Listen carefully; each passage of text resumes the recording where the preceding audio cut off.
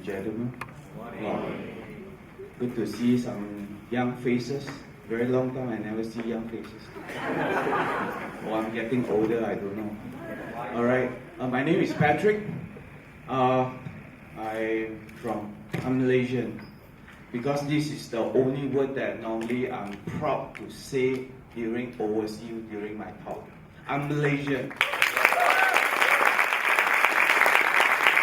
Yes. Alright. I'm 46 years old. Okay.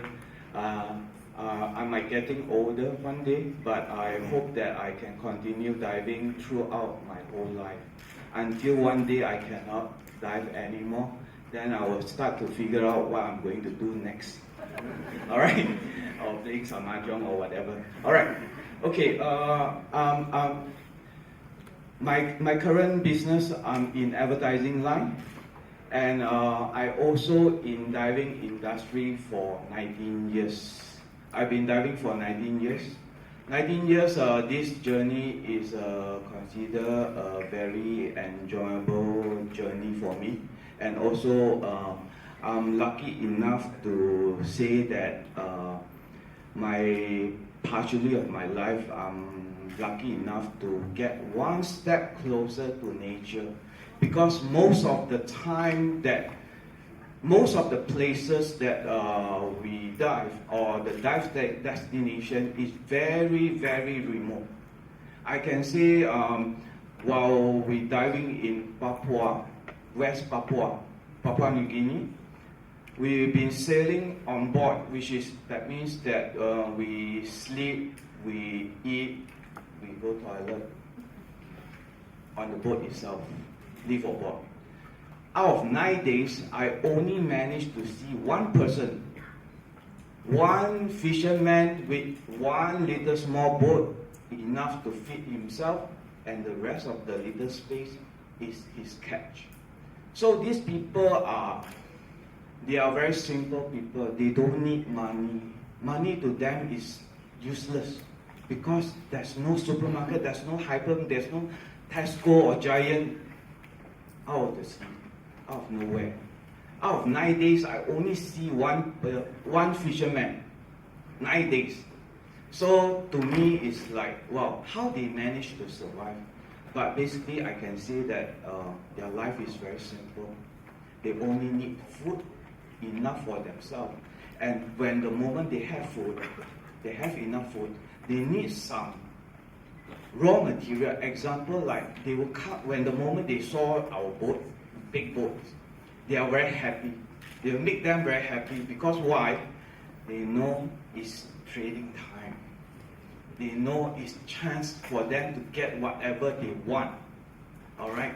So what they need, they don't need money from you. They will trade 3 yellowfin tuna, big one. Yellowfin tuna. Can I trade 2 liters of diesel with you? Or 2 packs of cigarettes? That's all they need. That's all they need. So I say, everyone know that everyone can able to see this you don't know what you call this. We call it, this is the underwater camera housing. Alright? This housing, inside there, you can able to see there's a lens, there's a camera lens. Inside this monster is another monster. Alright? Okay? And this thing is to help. This is the flash, we call it. But in terms of the correct words for this unit or this thing, we call it strobes.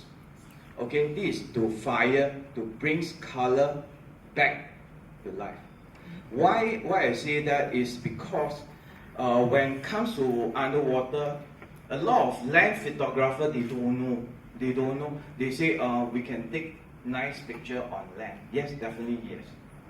Because on land you get sunlight. But when underwater, anything below 5 meters, more than 5 meters, 6 or 7 or more than that, normally what we see here currently is what we see is RGB, red, green, blue. Alright? So anything below 5 meters, the red is gone. The red is disappeared. That's why a lot of people, when you go Redang or anywhere else, Hawaii or whatever, if you have chance, you take a little small waterproof camera, you go and shoot, then come back, then you start realize that why my picture is all green and blue? Because the red is gone. That is why. So this unit is the light source to bring back the red. Alright, this is the flash. Okay, I try to make it short because I got limited time. Alright, later on I'm going to share with you guys. Oh, sorry, I forgot to find to mention about this. Find your inner awesomeness. Actually, there's only one very simple things that I want to share with you guys today is that what makes me to die for the past 19 years is that do what you love and love what you do. That's the only word that keep me going on and on and on, because I love diving and I love what I'm doing right now.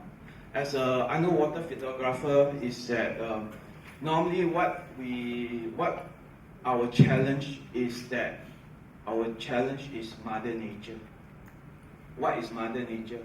Sometimes strong wind, sometimes rough sea. You can see the boat going up and down like 4-5 feet.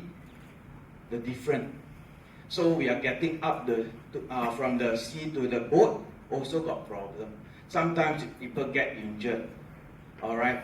And sometimes the water is like 16 degrees Celsius. 16 degrees is like ice water. So we have to wear a lot of suit in order for us to continue shooting. Otherwise, maybe 15 minutes or 10 minutes, you have to surface. You just cannot take it. It's too cold. All right. And later on, I'm going to share with you my some of my recent photos and plus video. Some of them I took it in video as well. And this perhaps to cheer you up in the Saturday early morning. Wake up, everyone.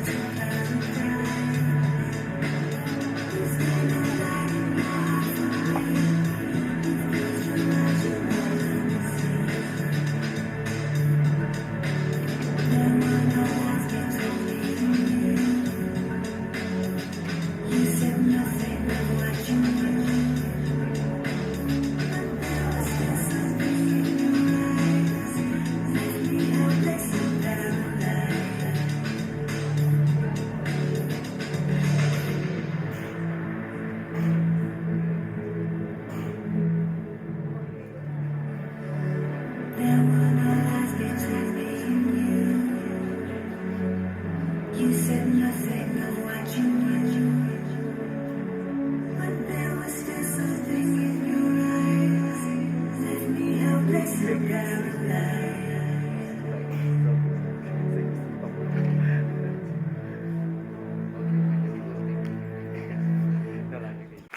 you very much. I hope you all enjoyed the video. Perhaps some of the stuff that you have already seen and you don't know what the heck is that. Alright, sorry. Okay, I would like to thank TEDx and collage for giving me the chance to share my experience with you guys this morning. I appreciate that, and thanks for your time. Before I end this, I also would like to thank my family. Family is important to me, especially most of my time I'm in the sea. All right, I appreciate my wife who does the understanding, and my kids. Where are you, Eugene? Okay. He's my underwater model, and also the porter who bring this giant here today.